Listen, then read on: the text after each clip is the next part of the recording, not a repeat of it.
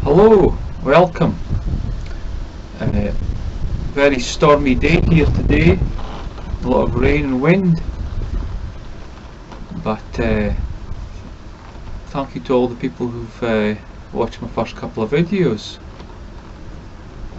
Today I want to try to get into something which is pertinent to the channel regarding the idea of the kind of aim in some way of the channel, which I stated was the an exploration and reorientation to being.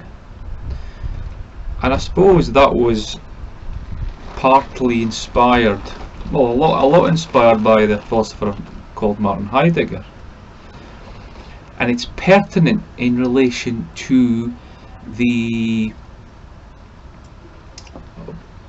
obsession in educational and mental health circles regarding a technological view of man, of humankind, in regard to certain issues. And one of the issues that concerns me is the in Scotland especially, the adverse childhood experiences movement, which is a broad movement as discussed in a previous interview with Richard Lucas of the Scottish Family Party. But the part that I'm concerned with today is regards the resilience and well-being part of the curriculum of Scottish school children. This idea of an ACE-aware classroom. At present in Scottish schools there is a huge part of the curriculum concerned with children's well-being and their resilience. And as I've mentioned before, and I've written in an article in the Scottish Review, which is in the link below, it is essentially based on a kind of cognitive behavioural model of the mind. You know, the mind as a cognitive machine, so to speak.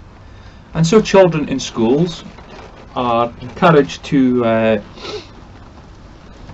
focus on their cognitions, their negative moods, positive cognitions, how to ameliorate their moods, how to react to certain events, how to think about certain events. It is an extremely technical idea of the mind, and it's very much related to the idea of mental health. And they encourage children to see their mind in this manner. Now, a lot of people may say, well, what's wrong with that? Well, there's a lot wrong with that. And of course, the German philosopher Martin Heidegger explains why. He would argue we have forgotten about being, because all this metaphysical idea of the mind, cognitive models of the mind, detract from being, obscure being, take us away from being, alienate ourselves from being. And so I'm going to read a little extract from a book. It's a book of his basic writings called, it's called Basic Writings, and one of the essays in it is a letter on humanism. It's a response to Jean-Paul Sartre, and I'm going to read a little bit of it and then comment. This is Heidegger on the letter on humanism. When thinking comes to an end by slipping out of its element, it replaces this loss by procuring a validity for itself as techne, that's Greek, as an instrument of education, and therefore as a classroom matter and later a cultural concern. By and by, philosophy becomes a technique for explaining from highest causes.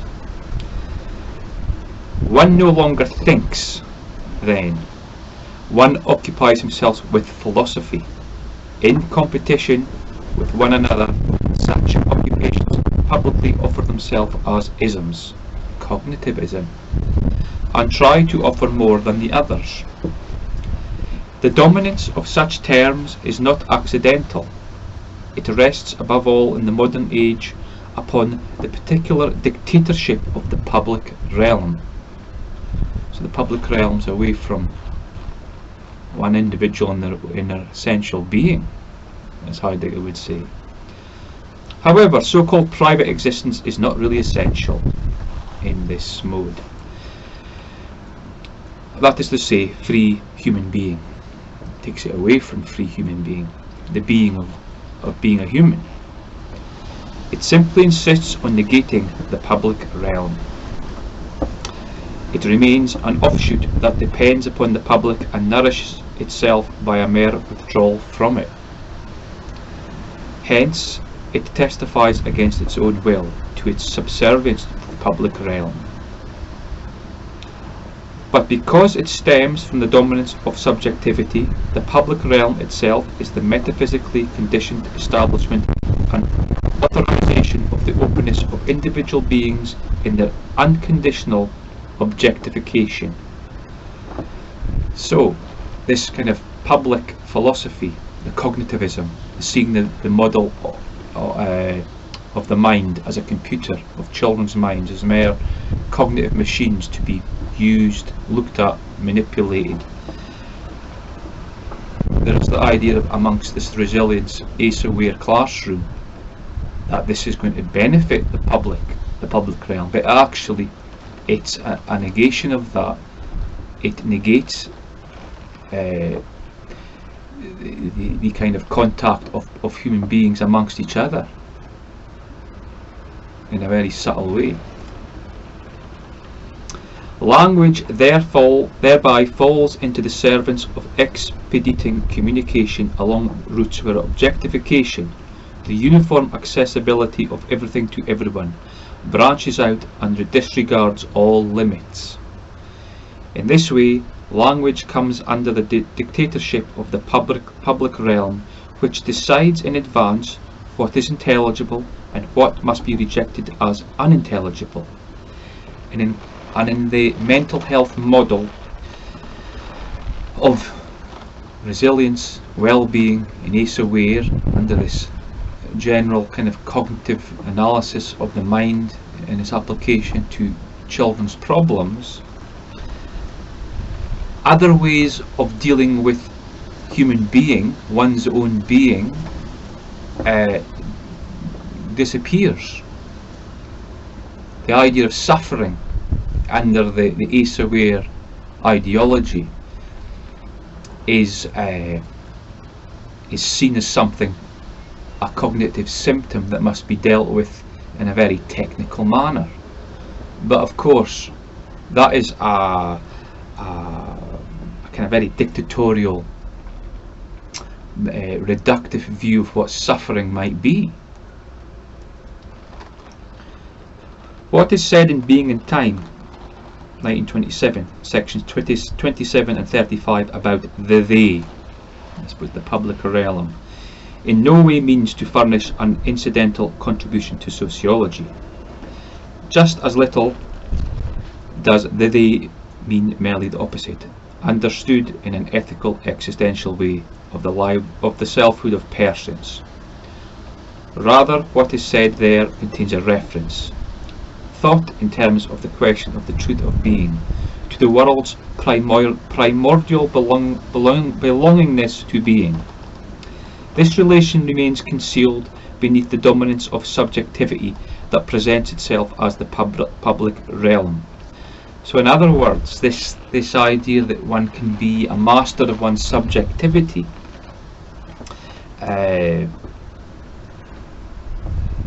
being gets again obscured by this obsession with one's subjectivity, this public kind of dominant idea of subjectivity. Everyone's subjectivity is important, and in this model of the CBT ideology, subjectivity takes us away from being, hides us from being hides from us, it becomes obscured. And so he goes on. The widely and rapidly spreading devastation of language, and he means here the technical use of language as applied to philosophy, and it goes on in other ideas that he talks about regarding mental health and psychotherapy, the use of very technical language to describe the mind and suffering. So the widely and rapidly spreading devastation of language not only undermines aesthetic and moral responsibility in every use of language, it arises from a threat to the essence of humanity. A merely cultivated use of language is still no proof that we have as yet escaped the danger to our essence. So developing a very cultivated, technical, so-called scientific language of mental health, resilience, well-being, etc. is still, it doesn't make this danger to being any less. The danger to being is still very present. So it's worse, because we're being divorced from our humanity in some sense, the humanity of being. These days, in fact, such a usage might sooner testify that we have not yet seen and cannot see the danger, because we have never yet placed ourselves in view of it. Much bemoaned of late, and much too lately, the downfall of language is, however, not the grounds for, but already a consequence of the state of affairs in which a language, under the dominance of the modern metaphysics of subjectivity, almost irremediably falls out of its element. Language still denies us its essence, that is, the house of the truth of being.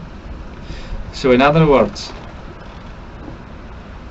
this language, this technical language, which attempts to capture human existence, the trials and tribulations of existence, human suffering, and apply to children,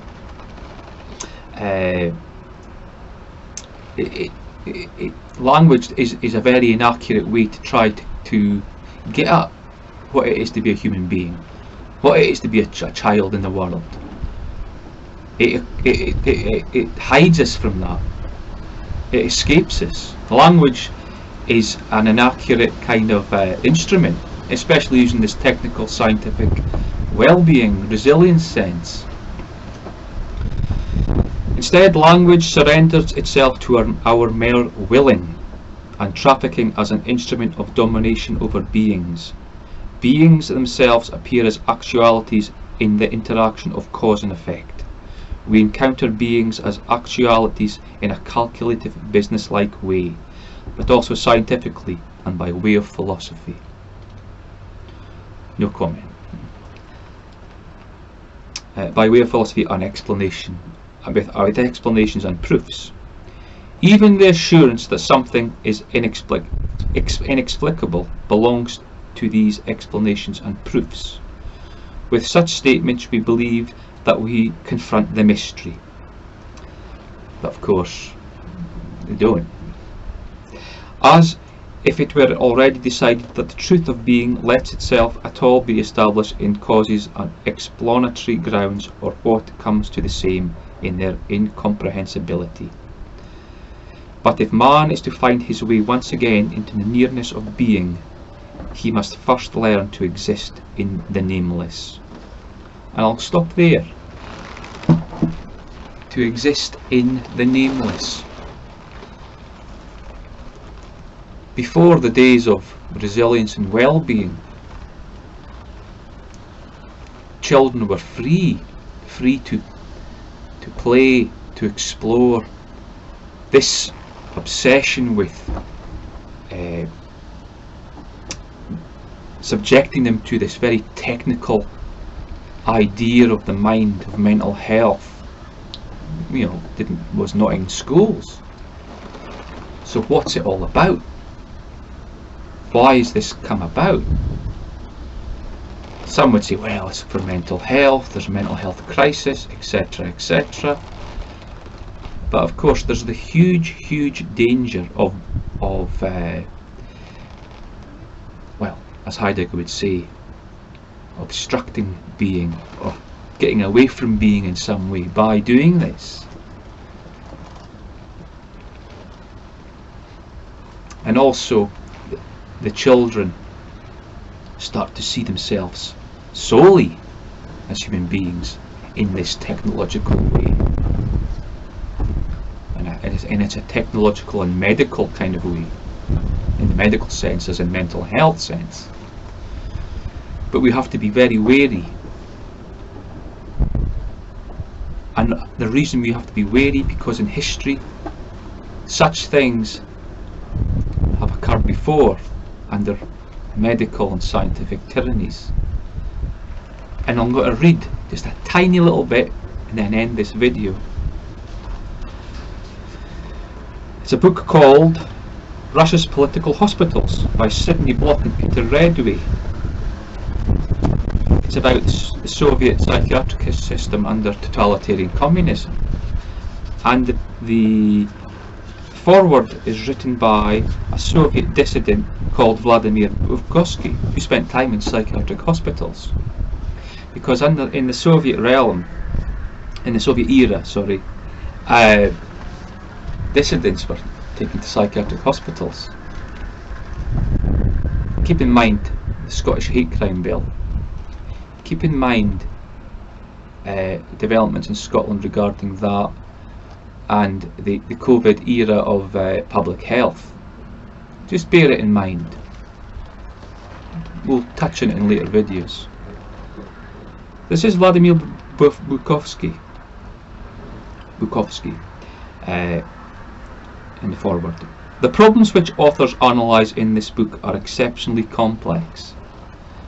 The peculiar features of the Soviet political system, the communist ideology, the uncertainties and difficulties of the science of psychiatry, the labyrinths of the human conscience, all these have weirdly woven themselves together to create a monstrous phenomenon, the use of medicine against man.